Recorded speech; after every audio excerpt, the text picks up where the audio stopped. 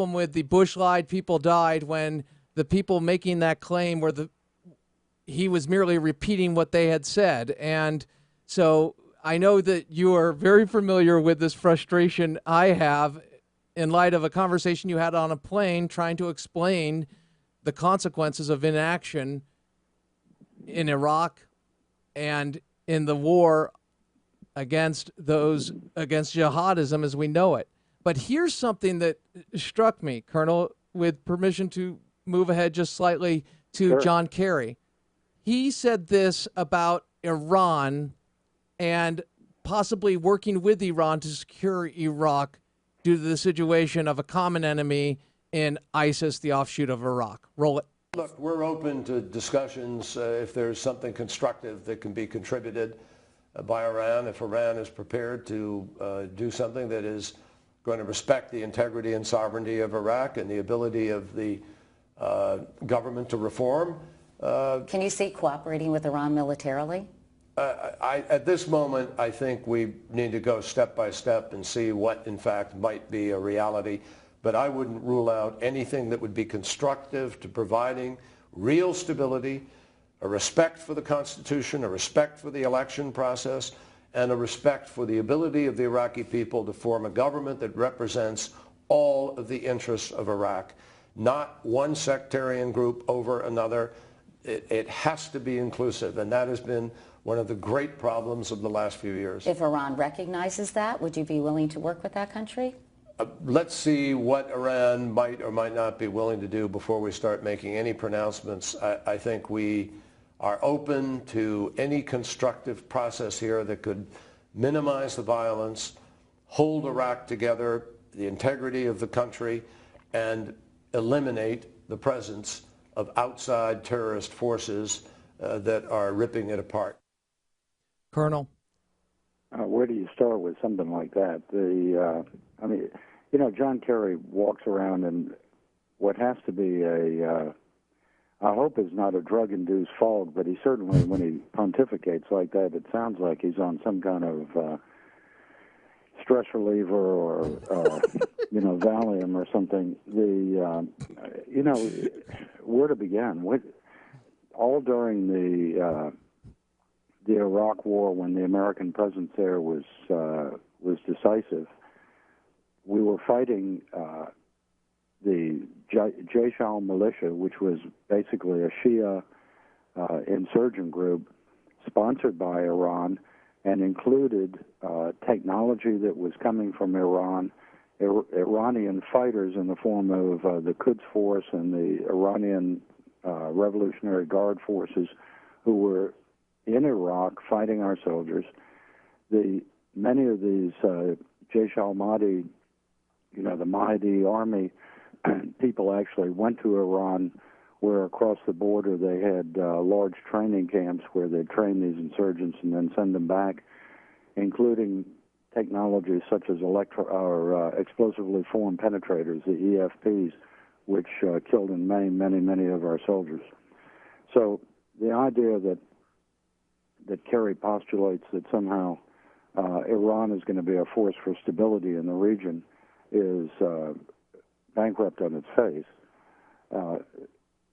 What I think we're seeing here, Crane, is yet another example in this administration of a horrible, debilitating reluctance on their part to become decisively engaged anywhere in the world.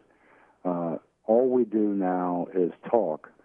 We back up our talk with nothing, and we're quite content to let others take the lead and seemingly take the burden off our shoulders, when in effect what we're doing is showing time and time again, and you and I have talked about numerous instances of this, where America simply is no longer recognizing itself as a key international player, and because of that is not being recognized by our enemies nor by our allies as a key international player.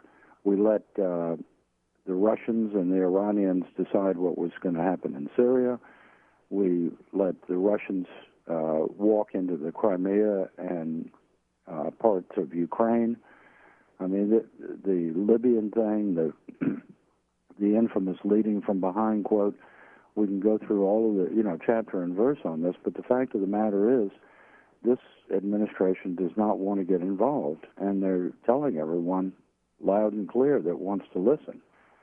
The idea that a state that is Iran, that is openly declared that its goal is the destruction of Israel and the destruction of America, that somehow we're going to ally with this and that the outcome is going to be a stable democratic Iraq